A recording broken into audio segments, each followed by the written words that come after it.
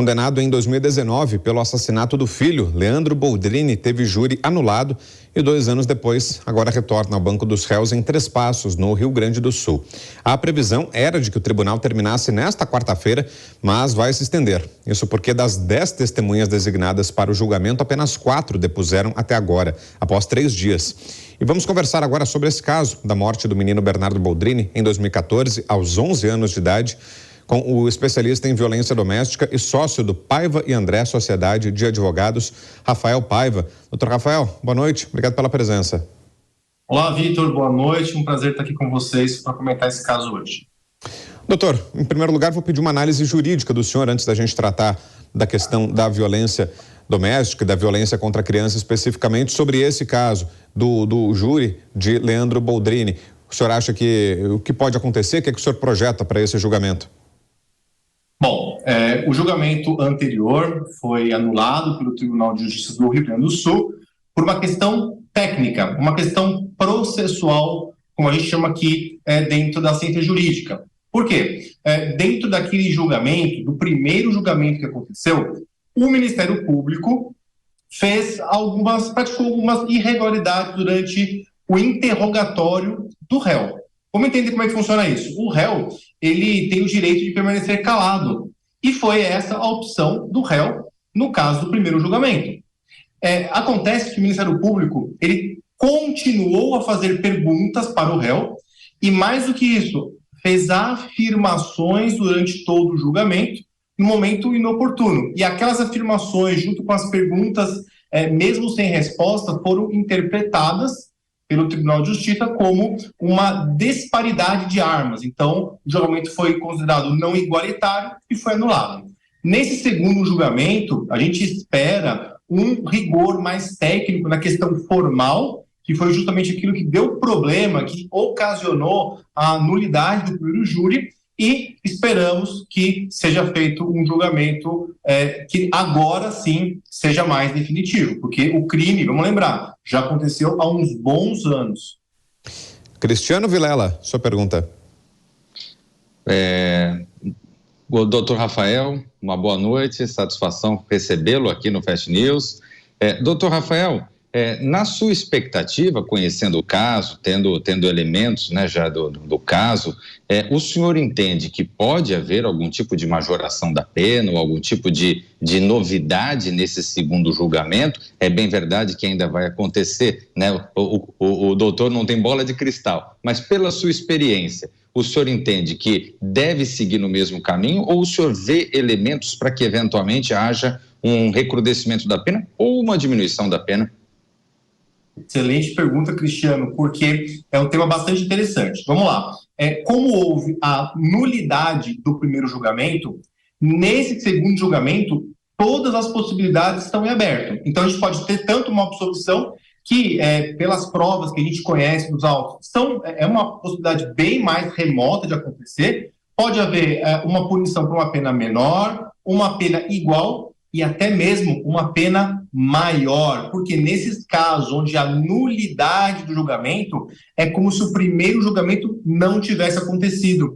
Então, nesse caso, é possível, inclusive, que o tribunal do júri, considerando o réu culpado, ele imponha uma pena ainda maior. Vamos lembrar que no rito do júri, quem impõe a pena, através de critérios fixados pelos jurados, é o juiz. Então, a gente espera, aqui dentro de um exercício de hermenêutica, que a pena seja bastante parecida com aquela praticada no primeiro julgamento. É claro que vamos depender um pouco da análise dos jurados, porque os jurados decidem, basicamente, se é culpado ou inocente, se existem qualificadoras, se existem circunstâncias agravantes ou até mesmo atenuantes ou causas de privilegiamento do crime. A gente espera que a pena aplicada seja bem parecida com aquela do primeiro julgamento. Cristiano. Agora, doutor, o que é que pode ser feito de forma geral para tentar coibir casos como esse, né? Aqui a gente está falando de um caso brutal, né, que chocou todo o país, um pai teria matado o próprio filho, né? Mas, em geral, a violência contra a criança é muito difícil de ser combatida justamente por isso, né? Porque ela acontece dentro de casa, né? É diferente de um crime como assaltos, furtos, né? Um assalto à mão armada que aconteça a céu aberto, na rua, que todos nós estamos sujeitos a sofrer à luz do dia, saindo nas ruas, né? Esse não, é um crime que geralmente acontece dentro de casa, né? Entre quatro paredes, no ambiente doméstico, o que torna mais difícil de ser combatido, né? Como é que é possível ser feito? Precisaríamos de mudanças na legislação ou o que, doutor Rafael? Muito boa pergunta. Vamos lá. Em primeiro lugar, a gente precisa, e aqui eu falo de coração bem aberto, porque esse caso do menino Bernardo é um caso chocante, um caso horripilante, até revendo as notícias nesses últimos dias, com a abertura do julgamento, lembrando de todas aquelas circunstâncias, acho que qualquer ser humano fica arrepiado.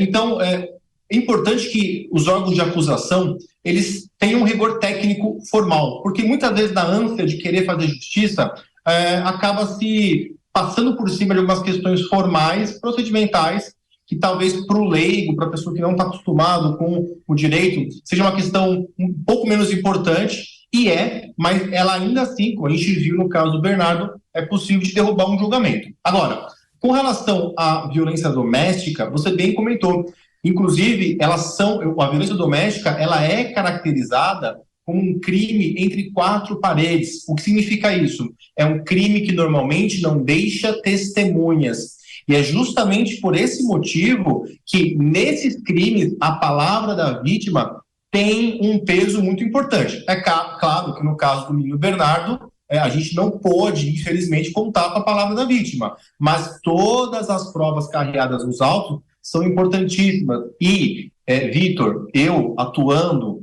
diariamente com questões de violência doméstica, eu te digo que muitos juízes ainda têm uma dificuldade em aplicar esse princípio básico dos crimes entre quatro paredes, que é de dar um peso maior à declaração da vítima, à denúncia feita pela vítima. Inclusive, na data de hoje, foi aprovada pela Câmara, está indo para a sanção presidencial agora, um projeto de lei da Simone Tebet, da então senadora Simone Tebet, onde ela muda um dispositivo na Lei Maria da Penha, que é a lei que aplica-se para os casos de violência doméstica, onde a medida protetiva, o afastamento, ele tem que ser concedido pelo juiz, independentemente das características subjetivas daquela família e independentemente do tipo de crime que está sendo investigado. Então, a gente ainda tem muito a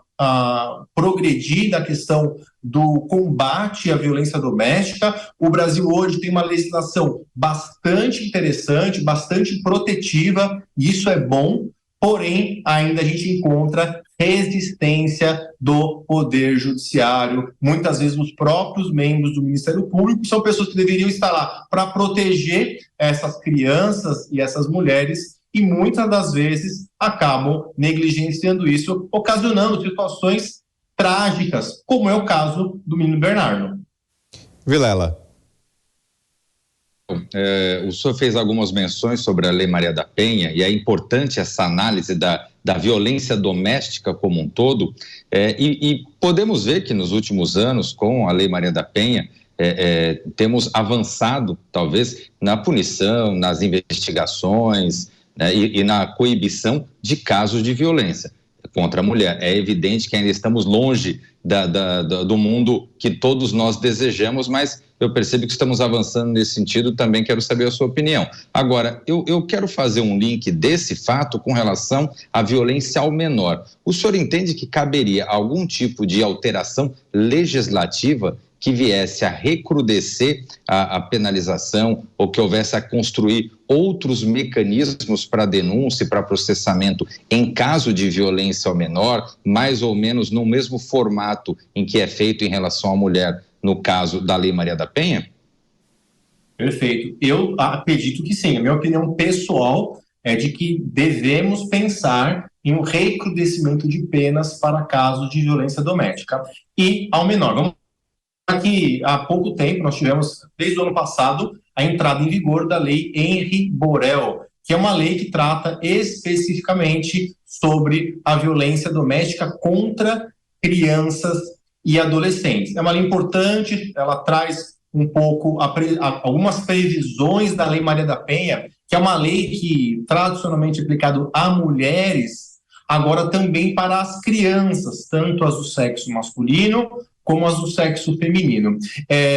Cristiano, eu tenho uma visão, e aqui um pouco particular minha, de que nós devemos pensar sim, muitas vezes eu sou uma voz errante nesse universo jurídico, defendendo essa posição. Eu sou a favor do recrudescimento, porque acredito que penas maiores, claro, acompanhadas de uma maior efetividade na punição, uma velocidade na punição, são sim ferramentas que impedem a prática de crimes. Vamos lembrar que na década de 90, 2000, nós tínhamos um número gigantesco de sequestros no Brasil.